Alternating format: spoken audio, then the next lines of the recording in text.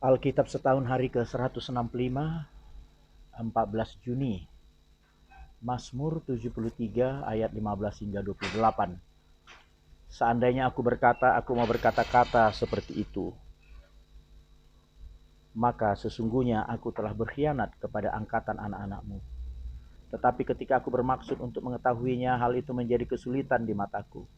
Sampai aku masuk ke dalam tempat kudus Allah dan memperhatikan kesudahan mereka.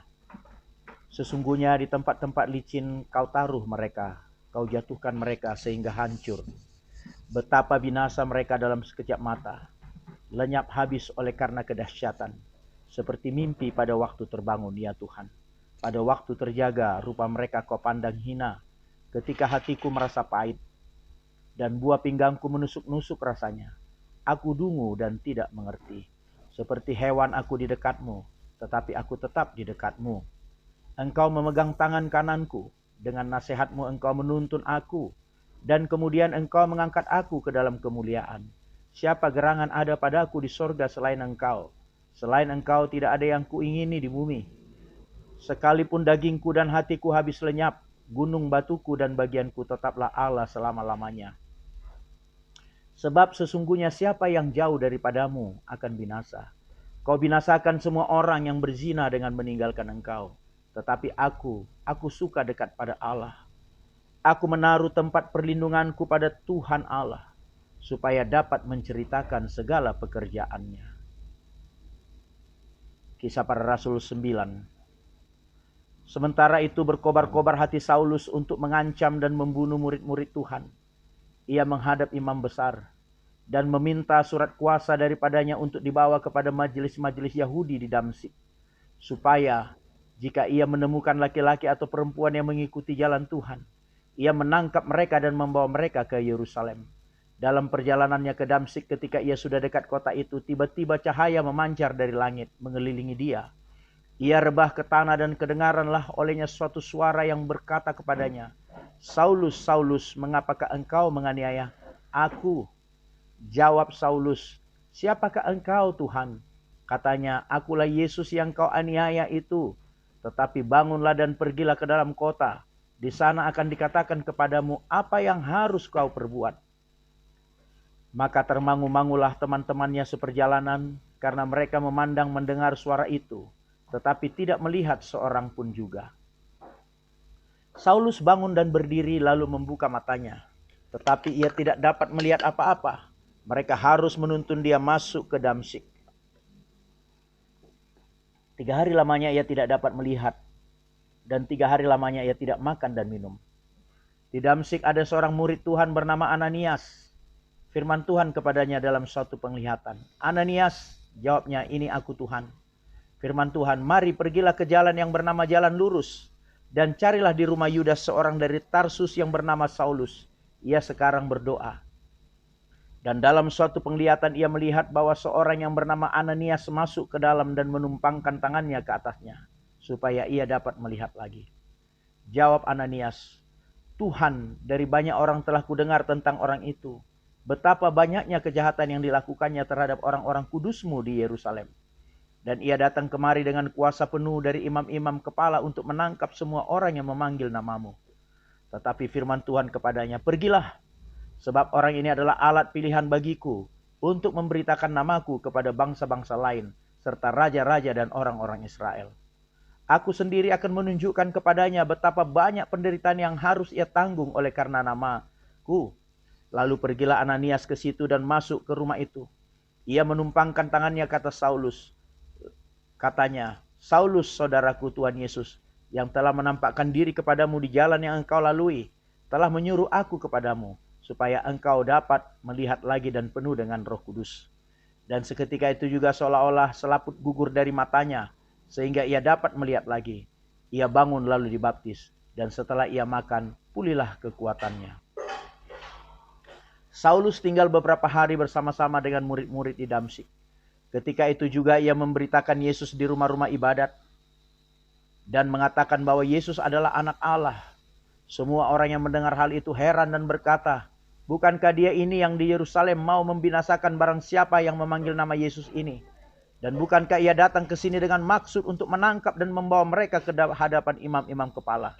Akan tetapi Saulus semakin besar pengaruhnya, dan ia membingungkan orang-orang Yahudi yang tinggal di Damsyik, karena ia membuktikan bahwa Yesus adalah Mesias.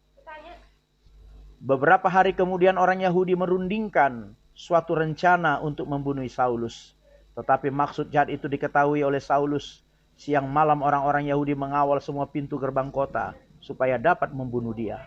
Sungguh pun demikian, pada suatu malam murid-muridnya mengambilnya dan menurunkannya dari atas tembok kota dalam sebuah keranjang. Setibanya di Yerusalem, Saulus mencoba menggabungkan diri kepada murid-murid, tetapi semuanya takut kepadanya karena mereka tidak dapat percaya bahwa ia juga seorang murid. Tetapi Barnabas menerima dia dan membawanya kepada rasul-rasul dan menceritakan kepada mereka bagaimana Saulus melihat Tuhan di tengah jalan dan bahwa Tuhan berbicara dengan dia dan bagaimana keberaniannya mengajar di Damsyik dalam nama Yesus. Dan Saulus tetap bersama-sama dengan mereka di Yerusalem dan dengan keberanian mengajar dalam nama Tuhan. Ia juga berbicara dan bersoal jawab dengan orang-orang Yahudi yang berbahasa Yunani, tetapi mereka itu berusaha membunuh dia.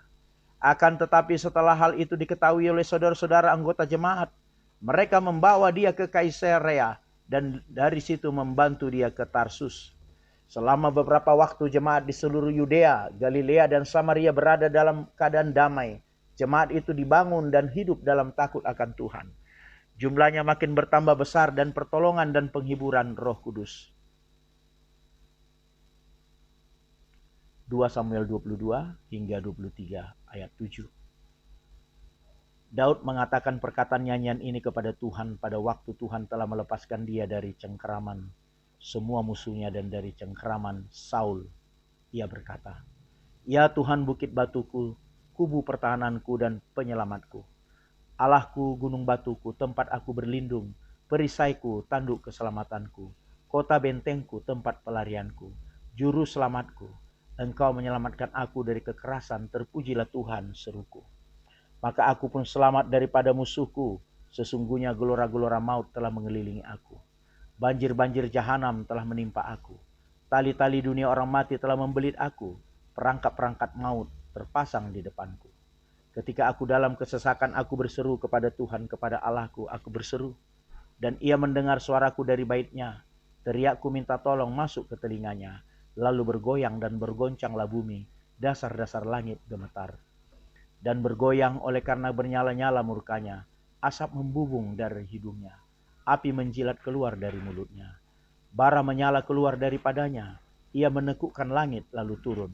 Kekelaman ada di bawah kakinya, ia mengendarai kerub lalu terbang, dan tampak di atas sayap angin.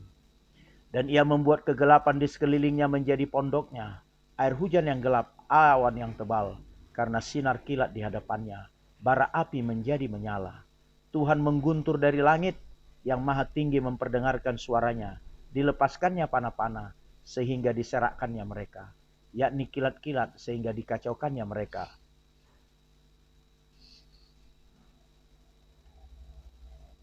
Lalu kelihatanlah dasar-dasar laut, alas-alas dunia tersingkap karena hardikan Tuhan. Karena hembusan napas dari hidungnya, ia menjangkau dari tempat tinggi, mengambil aku, menarik aku dari banjir. Ia melepaskan aku dari musuhku yang gagah, daripada orang-orang yang membenci aku, karena mereka terlalu kuat bagiku. Mereka menghadang aku pada hari sialku, tetapi Tuhan adalah sandaran bagiku. Ia membawa aku keluar ke tempat lapang. Ia menyelamatkan aku karena ia berkenan kepadaku. Tuhan memperlakukan aku sesuai dengan kebenaranku. Ia membalas kepadaku sesuai dengan kesucian tanganku, sebab aku tetap mengikut jalan Tuhan dan tidak menjauhkan diri dari Allahku sebagai orang fasik. Sebab segala hukumnya diperhatikan, dan dari ketetapannya aku tidak menyimpang. Aku berlaku tidak bercela kepadanya, dan menjaga diri terhadap kesalahan. Karena itu Tuhan membalas kepadaku sesuai dengan kebenaranku, sesuai dengan kesucianku di depan matanya. Terhadap orang yang setia engkau berlaku setia, terhadap orang yang tidak bercela engkau berlaku tidak bercela. Terhadap orang yang suci engkau berlaku suci, terhadap orang yang bengkok engkau berlaku belat-belit. Bangsa yang tertindas engkau selamatkan, tetapi matamu melawan orang-orang yang tinggi hati. supaya mereka kau rendahkan. Karena engkaulah pelitaku ya Tuhan, dan Tuhan menyinari kegelapanku. Karena dengan engkau aku berani menghadapi gerombolan. Dengan Allahku aku berani melompati tembok.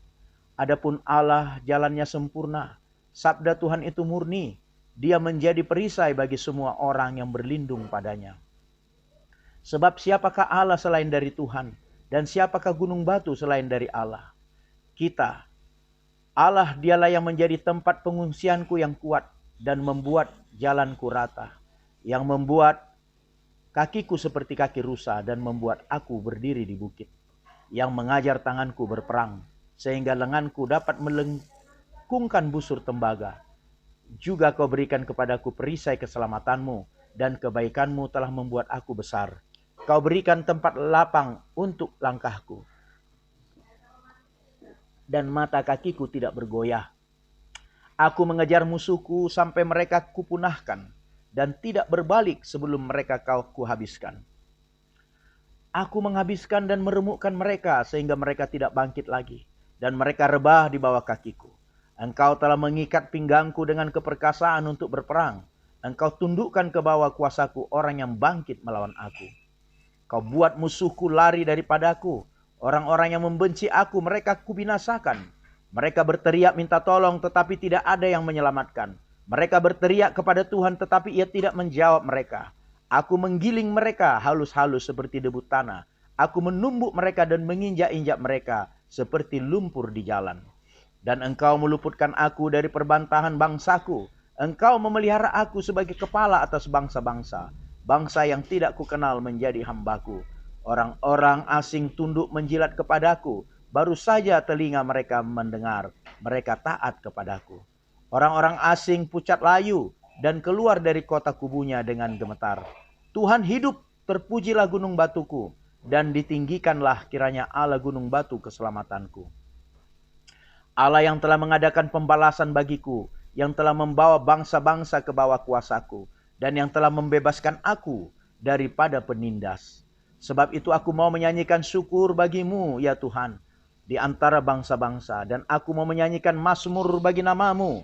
Ia mengaruniakan keselamatan yang besar kepada raja yang diangkatnya, dan menunjukkan kasih setia kepada orang yang diurapinya, kepada Daud dan anak cucunya untuk selamanya. Inilah perkataan Daud yang terakhir, tutur kata Daud bin Isai dan tutur kata orang yang diangkat tinggi, orang yang diurapi Allah Yakub, pemazmur yang disenangi di Israel. Roh Tuhan berbicara dengan perantaraanku, firman-Nya ada di lidahku. Allah Israel berfirman, gunung batu Israel berkata kepadaku, apabila seorang memerintah manusia dengan adil, memerintah dengan takut akan Allah, ia bersinar seperti fajar di waktu pagi, pagi yang tidak berawan, yang sesudah hujan membuat berkilauan rumput muda di tanah. Bukankah seperti itu keluargaku di hadapan Allah, sebab Ia menegakkan bagiku suatu perjanjian kekal, teratur dalam segala-galanya dan terjamin, sebab segala keselamatanku dan segala kesukaanku, bukankah Dia yang menumbuhkannya, tetapi orang-orang yang dursila, mereka semuanya seperti duri yang dihamburkan. Sesungguhnya mereka tidak terpegang oleh tangan. Tidak ada orang yang dapat mengusik mereka, kecuali dengan sebatang besi atau gagang tombak, dan dengan api mereka dibakar habis. Amin.